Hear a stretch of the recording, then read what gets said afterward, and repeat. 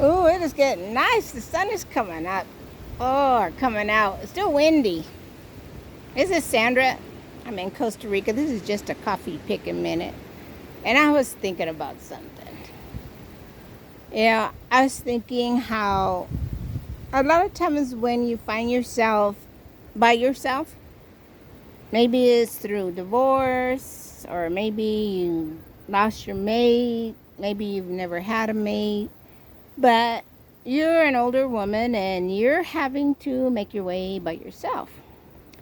And a lot of times that's kind of painted as like being miserable or something, like, oh, I'm by myself. And we spend a lot of time and effort thinking about, oh man, what am I going to do? Can I find somebody or whatever, and it's just kind of something we do, thinking about, and kind of put our life on hold, kind of looking over there, you know, looking for Mr. Right, who oftentimes turns out to be Mr. Wrong. And I am not man bashing, I always put myself in okay, I'm looking, but I don't know, you kind of have to think about what we're looking for sometimes and really think about our situation and meditate on it. So this is just kind of my own meditation and my own thought. But it was interesting. I happened to be speaking to somebody the other day I just met, and so they had mentioned something about their spouse, and then they mentioned something else. And I said, oh, I thought you said you were married. And the person said, well, actually, I'm divorced. Happily divorced for 12 years. I had to think about that. Happily divorced? Like, yeah. And I was like, all right. Well, a lot of times we're happy. We're grateful, to be out of a situation, where that person is finally giving us our freedom, so to speak, So we have to remember that, especially if you are in that situation, where the person has left or whatever, how you found yourself, but it was something done by legal decree. And then, there are those who have lost their spouse, nothing that we were anticipating or looking forward to, or, we just didn't prepare our mind for that, even though the person had an illness. And in my case, my husband had a terminal illness that was related to the time he was in the Vietnam War. So I was able to, through autopsy, show that it was service connected. And so even though the circumstance and the situation was shocking, because he was fine up until, just like 2 years before he passed away, and then it was really kind of sudden. You then have to adjust your brain to being by yourself. And especially in this case, in my case, I'm by myself. I mean, I'm in another country by myself. This was something that he wanted to do, and I was like, yeah, I wanted to do. I wasn't anticipating coming to Costa Rica. I had in my mind going to Dominican Republic.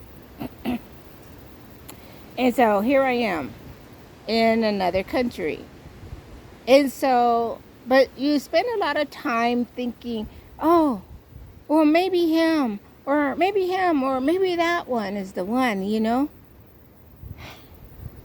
And rather than, this is not going to sound right, but rather than saying that, kind of adopting the thinking of that person who said they were happily divorced to happily widowed. Not like you're happy that the person passed away by any stretch of the imagination. Some people are, but but not that you're happy about that at all, because you're not happy that you lost your mate. In my case, I'm not happy about it at all.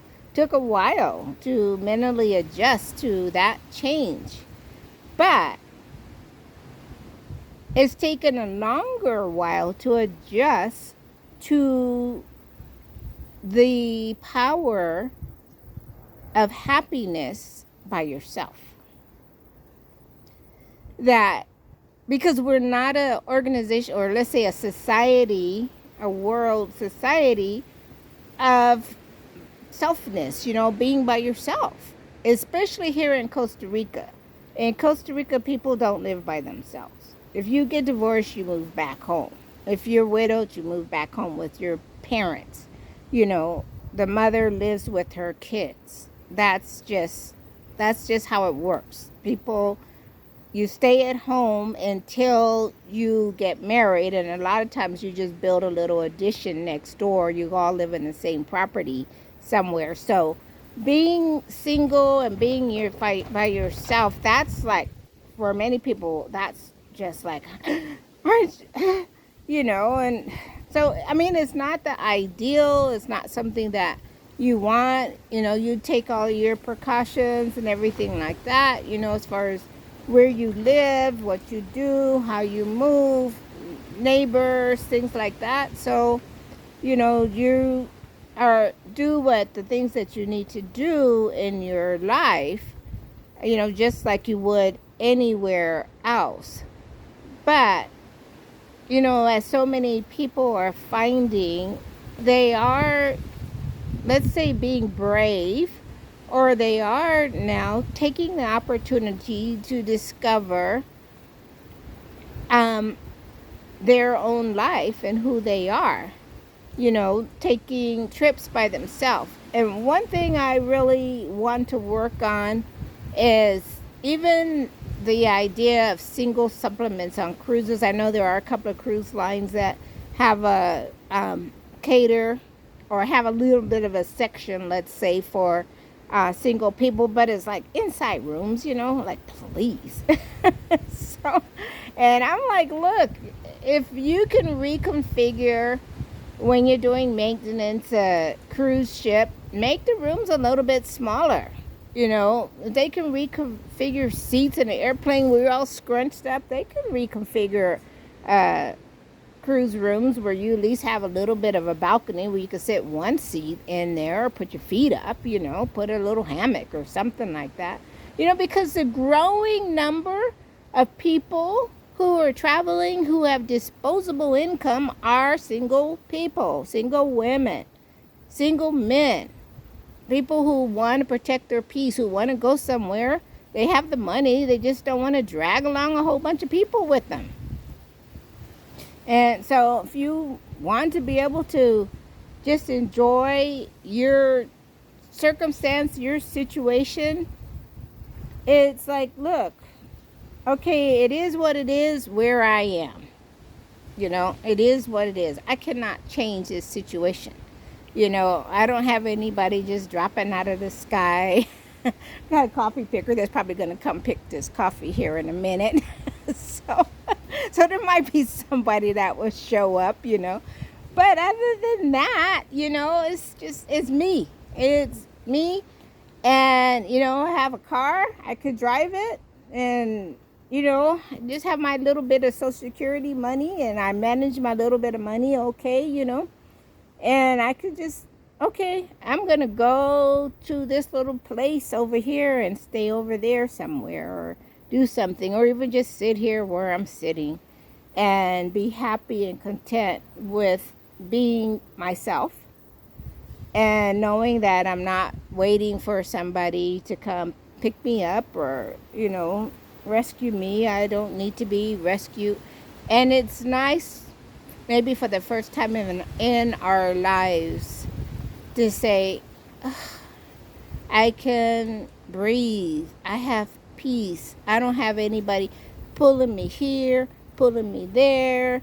No kids pulling me, saying, do this, do that. They're where they are at the moment, doing their thing and having their lives and living their best lives, And we're sitting here saying, oh, well, how about me? It's like, live your best life. Live your best life. So it's not easy. It's a mental transition we have to work through, but we can do it. You can do it. Just start making your plans, readjusting, start dreaming, and start thinking about what you really want to do for you, for your life, for all your hard work. See, good, your hard work. You've worked hard. And you're not in a trap. You can break the chains of what has been keeping you held down. Because really, we do have, for many of us, we have a measure of freedom. Many don't live in such a free area. I'll say Costa Rica, there's a measure of freedom in this country that they're very proud of. So there is a measure of peacefulness. The world is crazy. Don't matter where you go, I'm going to tell you the world is crazy. But in Latin America, it does enjoy being one of the most peaceful countries in the region. So think about it. And again, my name is Sandra. This has been just a coffee picking minute. Still some coffee left to pick.